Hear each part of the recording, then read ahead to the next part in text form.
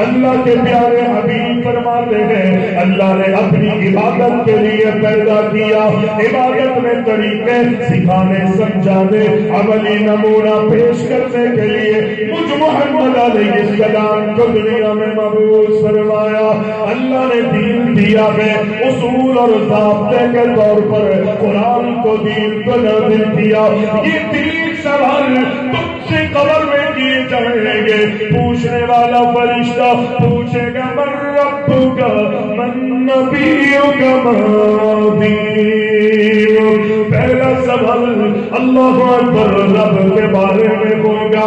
اللہ اکبر تو دنیا میں کھاتا تھا، اپنی زندگی میں پیتا تھا، زندگی میں پہنتا تھا، رہائش کے لیے تجھے بڑے بڑے خوبصورت محلات گھروں اور مسکنوں سے رب العالمین نے نوازا تھا۔ دنیا میں ایک نعمت تجھے عطا کی گئی، ساری زندگی وہ نعمت جمع کرنے میں تو لگا رہا۔ یہ تو بتا، یہ تو بتا مر ربک، تیرا رب کون ہے؟ اگر دنیا میں رب کی معرفت ہوگی، رب کی پہچان ہوگی، اللہ اکبر وہ کہے گا ربی اللہ۔ مجھ سے میرے رب کے بارے میں پوچھتے ہو، میرا رب اللہ ہے۔ دوسرا سوال ہوگا قبر میں من نبی، تیرا نبی کون ہے؟ اگر نبی علیہ السلام کی پہچان، نبی کی محبت اس کے دل میں ہوگی، زبانی دعوے کی نہیں، عملی ثبوت بھی اگر دیا ہوگا تو وہ کہے گا من ربک من نبیک، وہ کہے گا نبی محمد الرسول اللہ، میرے نبی محمد الرسول اللہ صلی اللہ علیہ وسلم ہے۔ تیسرا سوال کرے گا فرشتہ ما دینک، تیرا دین کیا ہے؟ اللہ اکبر، اگر وہ دین کے مطابق زندگی گزارنے والا ہوگا وہ کہے گا دینی اسلام، میرا دین اللہ اکبر اسلام ہے۔ جب تینوں سوالوں کا جواب وہ دے دے گا، فرشتہ چوتھا سوال بھی کرے گا۔ حسن درجے کی روایت ہے، فرشتہ یہ سوال کرے گا یہ تو بتا ان تینوں سوالوں کا جواب تجھے کہاں سے ملا؟ تو نے ان سوالوں کی تیاری دنیا میں کہاں سے کی ہے؟ آج تینوں سوالوں کا تو نے اللہ اکبر ہمیں جواب دے دیا۔ یہ سوال اللہ اکبر تجھے ان کے جوابوں کا کہاں سے پتہ چلا؟ چوتھا سوال جب پوچھا جائے گا وہ کہے گا قرأت کتاب اللہ، میں نے اللہ کے قرآن کو پڑھا، میں نے اللہ کے قرآن کی تلاوت کی تھی، قرآن پڑھا تھا، قرآن کے معانی پر تدبر و تفکر کیا تھا۔ قرآن میں نے جب پڑھا تو مجھے پتا چلا کہ میرا پیدا کرنے والا کون ہے۔ قرآن میں نے جب پڑھا مجھے پتا چلا کہ میں نے کس کی عبادت کرنی ہے۔ قرآن میں نے پڑھا مجھے پتا لگا کہ یہ نعمتیں دینے والا کون ہے۔ قرآن میں نے پڑھا مجھے یہ پتا چلا کہ مجھے اولادوں سے نوازنے والا کون ہے۔ قرآن میں نے پڑھا مجھے پتا یہ چلا خدا کی قسم آسمان سے بارش کے قطروں کو نازل کرنے والا کون ہے۔ قرآن میں نے پڑھا مجھے یہ پتا چلا کہ زمین سے غلہ اناج اور اگانے والا کون ہے۔ قرآن جب میں نے پڑھا تو مجھے پتا چلا کہ زمین و آسمانوں کے درمیان ہواؤں کو چلانے والا کون ہے۔ جیسے جیسے میں قرآن پڑھتا رہا مجھے ان سوالوں کا جواب پتا چلتا رہا۔ قرأت کتاب اللہ، فرشتوں مجھ سے پوچھتے ہو مجھے ان سوالوں کا جواب کہاں سے ملا ہے؟ خدا کی قسم قرآن پڑھا تھا، اس قرآن میں یہ سارے سوالوں کا جواب مجھے ملا۔ آج ہم نے قرآن سے محبت کی، ہم نے قرآن کی تلاوت، قرآن سے محبت، قرآن سے پیار، قرآن سے اگر لگاؤ ہوتا ہماری زندگیوں میں، اللہ اس زندگی سے اس دنیا سے ہمیں نفرت دے، کیونکہ دین سے ہمیں محبت نہیں ہے۔ دنیا میں مست ہوتے جاتے، دنیا میں غرق ہوتے جاتے، لیکن اللہ کے رسول صلی اللہ علیہ وسلم فرماتے جس نے دنیا میں یہ نہیں پہچانا اور اگر پہچان تھی تو اس کے مطابق اس نے عملی زندگی نہیں گزاری، یعنی اللہ کے بارے میں علم تھا، نبی کے بارے میں علم تھا، دین کو وہ جانتا تھا، لیکن اس کے مطابق اس نے عملی زندگی نہیں گزاری۔ جو ماحول، جیسا معاشرہ، جیسے لوگ، جیسی تہذیب، جس طرح کا اس کو اللہ اکبر لوگوں میں دیکھا جاتا تھا، لوگوں کو وہ دیکھتا تھا، اگر وہ اسی طرح زندگی گزارتا رہا تو اس سے بھی پوچھا جائے گا من ربوں کا، من نبی کا، ماں دینوں کی، تیرا رب کون ہے، تیرا نبی کون ہے، تیرا دین کیا ہے، تو وہ کیا کہے گا؟ ہاں ہاں لا ادری۔ اس کی زبان پہ یہ ہوگا ہاں ہاں لا ادری، مجھے چھوڑ دو، مجھے نہیں معلوم کہ رب کسے کہتے ہیں، نبی کون ہے، دین کیا ہے، مجھے نہیں معلوم۔ میں تو وہی کہا کرتا تھا جو لوگ کہتے تھے، وہی کرتا تھا جو معاشرے میں ہوتا ہوا میں دیکھتا تھا، جو میں دیکھتا تھا میں اسی کے پیچھے چل جاتا تھا۔ آج یہی ہے نا، لوگ کہتے ہیں ہمارے آباء و اجداد سے یہ سلسلہ چلا تھا، ہم نے اپنے بزرگوں کو دیکھا ہے، یہ ہمارے آباء و اجداد کا دین ہے، ہم نے اپنے دلوں سے، اپنے معاشرے، اپنی زندگی اور اپنے سانسوں سے اللہ اور اس کے رسول کی محبت کو نکال دیا ہے۔ یاد رکھیے، یاد رکھیے، صحابہ اکرام نے نہ ایمان میں کوئی کمی رکھی ہے، نہ اعمال میں صحابہ نے کوئی کمی رکھی، لیکن اگر صحابہ کی زندگیوں میں کوئی معمولی سی ان سے چوک ہو جایا کرتی تھی، رب العالمین اپنے نبی کے صحابہ کی مغفرت کر لیتا تھا۔ مجھے اور آپ کو اللہ چھوڑ دے گا، میں اور آپ اپنی منمانیاں کر رہے ہیں۔ نبی علیہ السلام کے صحابی اللہ کے رسول صلی اللہ علیہ وسلم فرماتے قرآن کے فَلْيَحْذَرِ الَّذِينَ يُخَالِفُونَ عَنْ أَمْرِهِ أَن تُصِيبَهُمْ فِتْنَةٌ أَوْ يُصِيبَهُمْ عَذَابٌ أَلِيمٌ۔ اس بات سے ڈرو وہ لوگ جو اللہ کے رسول کی مخالفت میں زندگی گزار رہے ہیں، ایسا نہ ہو کہ اللہ تمہیں کسی فتنے میں مبتلا کر۔ صحابہ اکرام کی زندگیوں کو اگر دیکھتے ہیں تو اللہ نے ان کی ایمان کی ضمانتیں قرآن میں دی ہیں۔ صحابہ کے ایمان، ان کے اعمال کی ضمانتیں رب العالمین نے قرآن میں دی۔ دیکھ لو فَإِنْ آمَنُوا بِمِثْلِ مَا آمَنْتُمْ، بعد میں آنے والوں کو اللہ یہ تنبیہ کر رہا ہے، اصول القاعدے کلی اور قانون کے طور پر اللہ آگاہ کر رہا ہے۔ ایمان تم لانا چاہتے ہو، ہدایت یافتہ بننا چاہتے ہو تو اس طرح ایمان لاؤ جس طرح میرے نبی کے صحابہ ایمان لائے۔ کیا ہوگا؟ اللہ تمہیں ہدایت یافتہ بنانا ہے۔ عمل بھی اگر کرنا ہے تو میرے نبی کے صحابہ جیسے عمل کرو،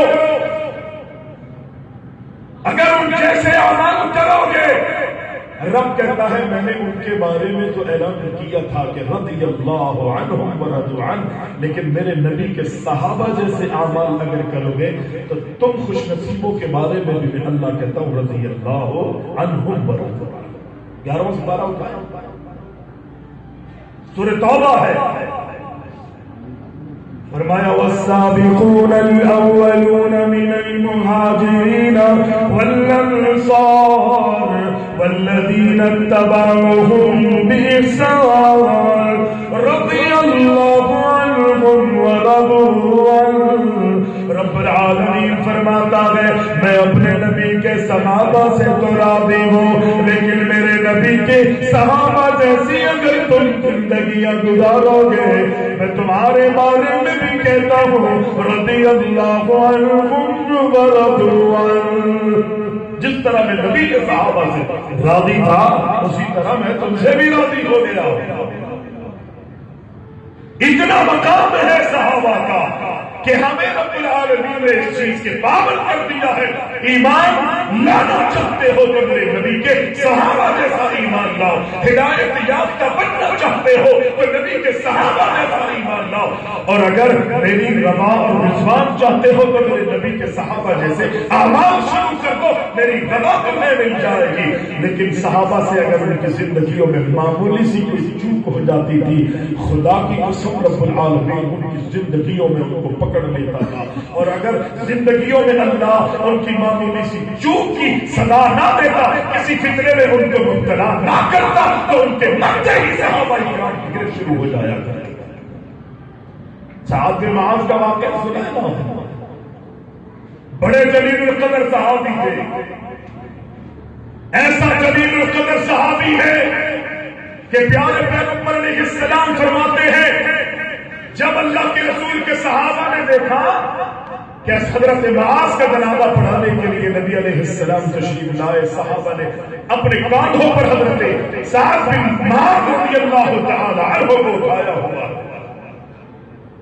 کاندھوں پر اٹھایا، اور اللہ کے رسول صلی اللہ علیہ وسلم کے صحابہ اللہ کے رسول سے فرماتے ہیں اللہ کے رسول ہم نے جب اپنے صحابی کو، اپنے آپ کے صحابی، اپنے بھائی کو اٹھایا، ہمارے ہاتھوں میں اس صحابی کی لاش اور میت کا وزن نہیں تھا، ایسا لگتا تھا کہ ہمارے ہاتھوں میں کچھ نہیں۔ نبی علیہ السلام نے فرمایا میرے صحابہ یہ اتنا عظیم صحابی تھا میرا کہ جب اس کا انتقال ہوا تو اللہ نے فرشتوں کو آسمانوں سے زمین پر بھیجا کہ جاؤ میرے نبی کے صحابی کا فلاں صحابی کا انتقال ہو گیا ہے، اس کے لیے جا کے زمین پہ، دنیا پہ، زمین پہ جا کے اس کے لیے مغفرت کی دعائیں کریں، جنازے کی نماز کی مغفرت کی دعاؤں کی ادائیگی کے لیے رب العالمین نے آسمانوں سے زمین پہ بھیجا۔ لیکن جیسے ہی اللہ کے نبی علیہ السلام کے صحابہ نے اس صحابی کو ساتھ بن معاذ رضی اللہ تعالی عنہ کو زمین پہ رکھا اور اللہ اکبر اس صحابی کو قبر میں اتارا گیا، اللہ کے نبی علیہ السلام آپ کا معمول تھا جب بھی اللہ کے رسول صحابہ کو دفن کیا کرتے تھے، ان کی تدفین کیا کرتے تھے، اللہ کے رسول علیہ السلام مرنے والوں کے لیے دعائیں مغفرت کیا کرتے تھے۔ کائنات کے امام کا معمول، صحابہ کا بھی یہ معمول، اللہ اکبر، سوالوں کے جواب میں ثابت قدمی کی دعائیں کی جاتی تھی، لیکن اللہ کے رسول کے اس صحابی کو کہ جس صحابی کے مغفرت کی دعاؤں کے لیے اللہ اکبر آسمان سے فرشتے زمین پہ آئے تھے کہ جس کی میت اور چارپائی کو فرشتوں نے اپنے ہاتھوں، اپنے کاندھوں پہ اٹھایا ہوا ہے، اللہ اکبر، اللہ اکبر، یہ صحابی، یہ صحابی، یہ صحابی، یہ صحابی اللہ اکبر اتنا عظیم ہے کہ فرشتوں نے اسے اٹھایا ہوا ہے، لیکن جیسے ہی قبر میں صحابی کو اتارا، کائنات کے امام کا چہرہ جو ہے وہ متغیر ہو جاتا ہے۔ اللہ کے نبی کائنات کے امام اپنی زبان سے زور زور سے فرماتے ہیں اللہ اکبر، اللہ اکبر، اللہ اکبر، سبحان اللہ، سبحان اللہ، سبحان اللہ۔ صحابہ حیران ہے، آج سے پہلے اللہ کے نبی کا یہ انداز ہم نے نہیں دیکھا۔ اللہ کے نبی دعائے مغفرت تو کیا کرتے تھے، استغفار کیا کرتے تھے، ثابت قدمی کی، منکر نکیر کے سوالوں کے جواب میں ثابت قدمی کی اللہ کے رسول کیا کرتے تھے، لیکن آج اللہ کے نبی نے انداز اور طریقہ بدلا ہوا ہے، آواز کے اندر اللہ کے نبی کی دقت پیدا ہو گئی۔ اللہ اکبر، اللہ تیری ذات بڑی ہے، اللہ تو بڑا ہے، بڑا ہی نہیں بلکہ سب سے بڑا ہے، سبحان اللہ، اللہ تیری ذات بے عیب ہے، اللہ تو پاک ہے۔ مقصد یہ کہ ہم سب گناہگار ہیں، عیب دار ہیں، خطائیں اور گناہ ہم نے اپنی زندگی میں بہت کیے، اللہ عیبوں سے پاک اگر کوئی ہے تو وہ تیری ذات ہے۔ صحابہ نے پوچھا اللہ کے نبی یہ انداز پہلے کبھی نظر نہیں آیا، کبھی ہم نے آپ کو اس انداز میں کسی صحابی کی میت کی تدفین کے موقع پر نہیں دیکھا۔ اللہ اللہ کے رسول فرماتے ہیں اے میرے صحابہ میں کیا کروں؟ جیسے کہ اس صحابی کو قبر میں دفنایا ہے، یہ وہ صحابی کہ جس کے میت کو کھانا دینے کے لیے آسمان سے فرشتے آئے ہیں، صحابہ کے ہاتھوں میں بدل نہیں ہے، یہ وہ صحابی ہے۔ یقینی اللہ کا کتنا مقرب ہوگا، اللہ کا کتنا اللہ اکبر کتنا برگزیدہ صحابی ہوگا، لیکن اللہ کے رسول فرماتے ہیں جیسے ہی قبر میں لٹایا اسی طرح قبر میں اسے کھینچنا شروع کر دیا۔ قبر میں صحابی کو کھینچنا شروع کر دیا۔ یقینی مجھ سے دیکھا نہیں گیا، میرے اللہ نے مجھے دکھایا ہے، میرے اللہ نے مجھے آگاہی دی ہے، مجھ سے نہ رہا گیا، میں نے اللہ کی تکبیر شروع کر دی، اللہ کی پاکی اور قدرت کی شروع کر دی، اور اس وقت تک اللہ کے رسول اس صحابی کے لیے دعائیں کرتے رہے جب تک اس قبر نے اس صحابی کو چھوڑا نہیں۔ یہ وہ صحابہ ہے کہ جن کے بارے میں رب نے کہا کہ اللہ آمنوا بمثل ما آمنتم بہ، اس طرح ایمان لاؤ جس طرح میرے نبی کے صحابہ ایمان لائے۔ جب اللہ نے اپنے نبی کے صحابہ کی معمولی سی غلطیوں کو معاف نہیں کیا تو میرے بھائی میں اور آپ کس کھیت کی مولی ہیں؟ میری اور آپ کی کیا حیثیت ہے؟ کس چیز پر میں اور آپ گھمنڈ کر رہے متکبرانہ زندگی گزار رہے؟ اللہ کی قسم کل قیامت کے دن اللہ تعالیٰ کہے گا انا الملک، میں تمہارا بادشاہ، میں تمہارا بادشاہ، اور پوچھے گا اللہ این الجبارون این المتکبرون، کہاں تھے وہ لوگ کہ جو دنیا میں جابرانہ زندگی گزارتے تھے، متکبرانہ زندگی گزارتے تھے؟ اس صحابی کی غلطی کیا تھی؟ بظاہر دیکھا جائے تو شاید غلطی نظر نہیں آتی۔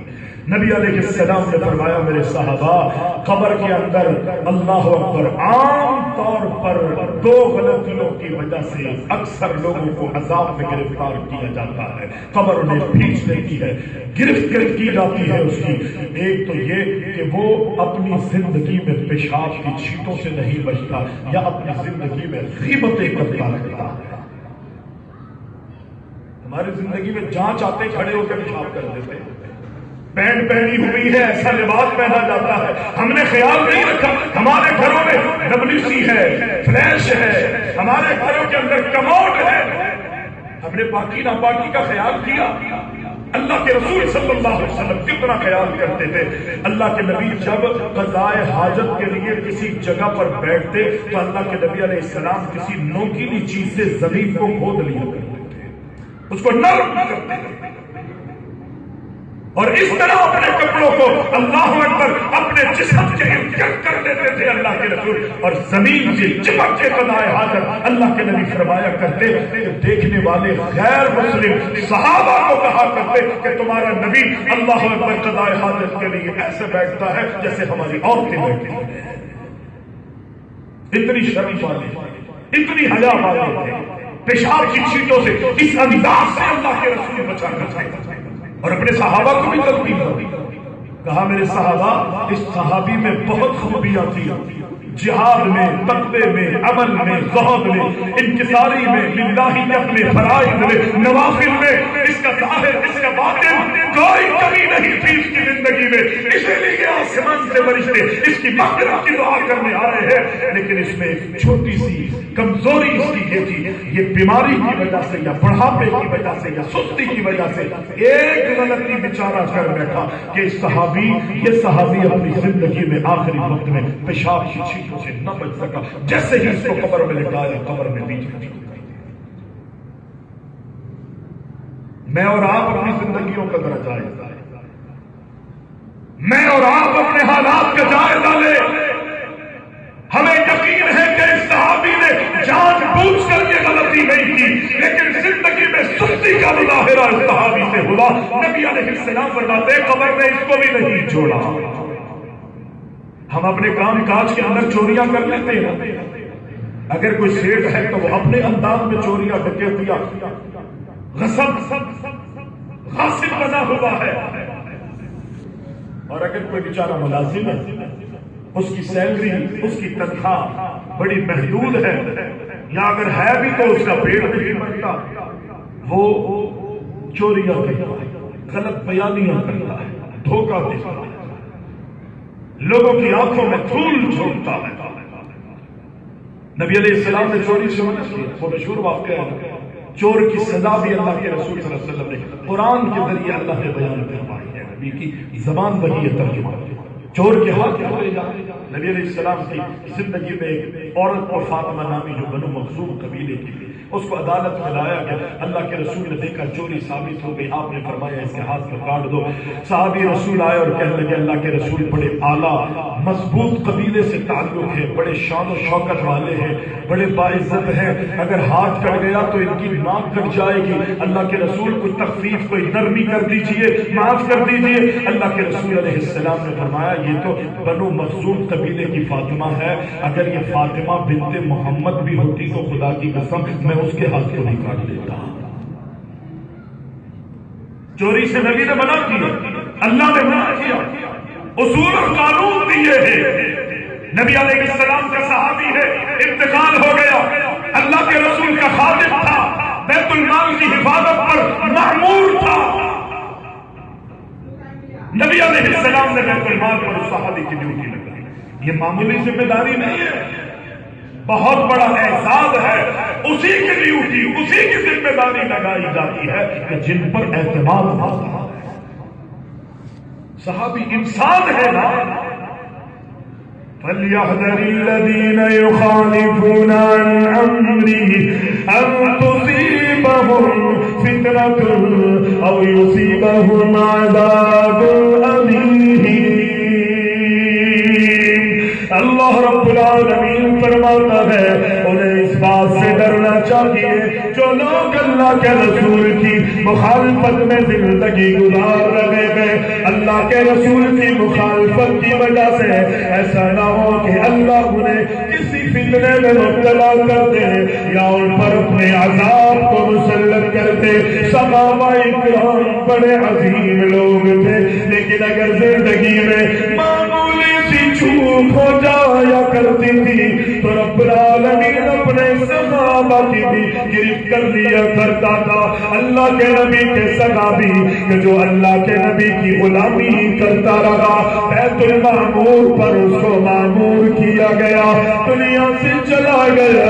صحابہ نے کہا اللہ کے رسول بڑا نیک صحابی تھا، اللہ کے نبی کا یہ صحابی بڑا عظیم صحابی تھا، اللہ کے نبی کی خدمت میں زندگی گزاری، اللہ کے نبی کی غلامی میں زندگی گزارتا رہا۔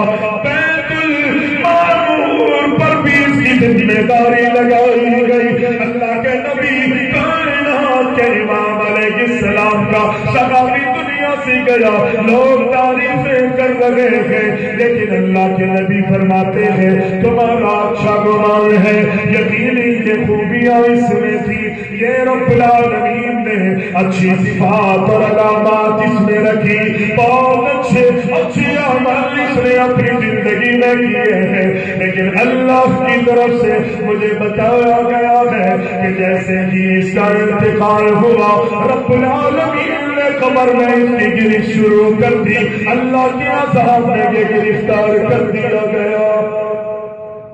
صحابہ اللہ کے رسول اس کو عذاب، اللہ کے محبوب نے فرمایا ہاں جس وقت اس کی بیت المال پر اس کی ڈیوٹی لگائی گئی تھی، اس نے حفاظت کی، اللہ اکبر کے معمور رہا، دائیں بائیں چوروں کا، ڈکیت کا، اللہ اکبر سب کا یہ خیال کرتا رہا، لیکن اس سے غلطی ہو گئی، اس نے اس بیت المال سے بغیر اجازت، مجھے بتائے بغیر، لوگوں کو آگاہ کیے بغیر ایک چادر لے لی تھی جو آج اس کے مرنے کے بعد اللہ نے جہنم کی آگ میں اس کو جلا کے اس کے جسم پر لپیٹ دیا۔ ایک چادر اور کوئی کمی نہیں ہے صحابی کی زندگی، جہاد میں بھی آگے آگے، تقوی میں بھی آگے آگے، ریاضت میں بھی آگے آگے، کوئی کمی کوئی کجی نہیں ہے اس کی زندگی کے اندر، معمولی سی ایک غلطی۔ ہم اگر اپنی زندگیوں کا جائزہ لیں تو ہماری نیکیاں نہیں ملتی. صحابہ کی زندگیوں کو دیکھیں تو بدیاں سے نہیں ملتی. اگر کوئی چوک ہو جائے تو رب العالمین ان کی گرفت کر دیتا. مجھے اور آپ کو ہوش کے ساتھ، مجھے اور آپ کو سمجھداری سے کام لینا چاہیے. نبی علیہ السلام کی مخالفت میں کس طرح اللہ فطرے میں مبتلا کر دے گا. آزمائش. نبی علیہ السلام صحابہ سے کہتے ہیں چلو. صحابہ کہتے ہیں ہم تبوک مقام پر پہنچے. تھوڑی سی آگاہی دے رہا ہوں اپنے اصلاح کے لیے بھی اور آپ کی اصلاح کے لیے بھی. تبوک مقام پر پہنچے. صحابہ نے پڑاؤ ڈالا، خیمے لگا دیے. نبی علیہ السلام بھی وہاں پر تشریف فرما. لیکن اللہ کے رسول فرماتے ہیں دیکھو اللہ نے وحی کے ذریعے اپنے نبی کو آگاہ کر دیا. نبی نے اپنے صحابہ کو متنبہ فرمایا، آگاہی دی کہ اے میرے صحابہ آج ہم یہاں پر پڑاؤ ڈالے ہوئے ہیں، لیکن خیال کرنا آج رات بڑی تیز ہوائیں چلے گی. تیز ہوائیں چلے گی.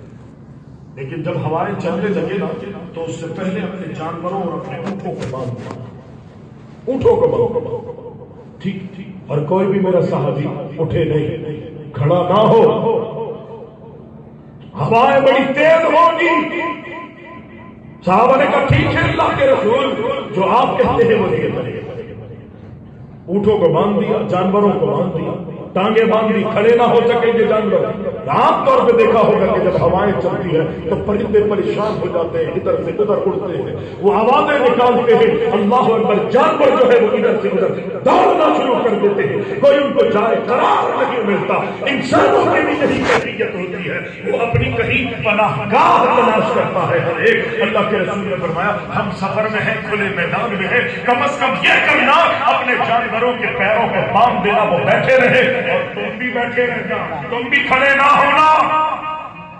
ہوائیں چلنا شروع ہوئی، طوفان آیا، ہوائیں آئی، آندھی چلی. نبی علیہ السلام کے صحابہ بیٹھے.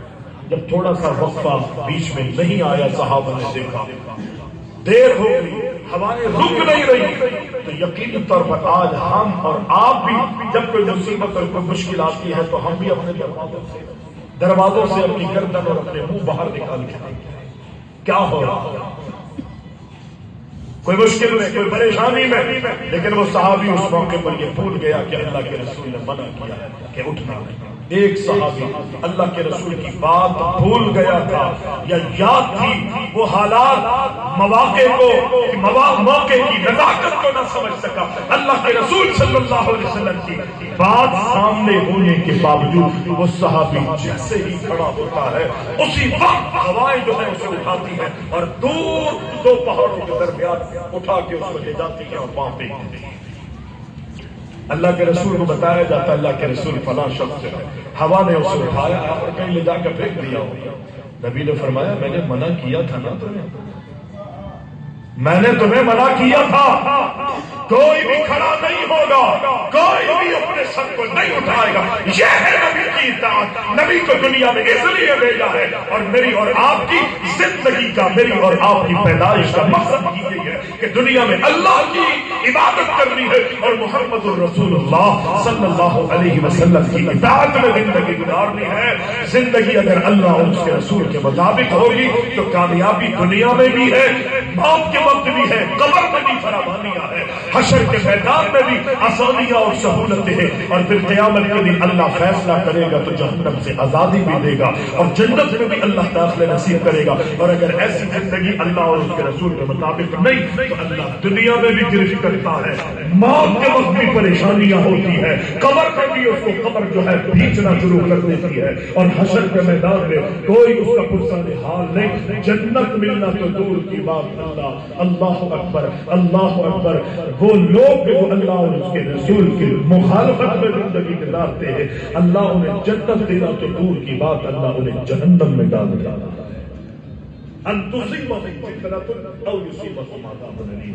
اللہ تعالیٰ سے دعا کریں کہ رب العالمین سمجھ عطا فرمائے، ہماری عملی کمزوریوں کو دور فرما دے.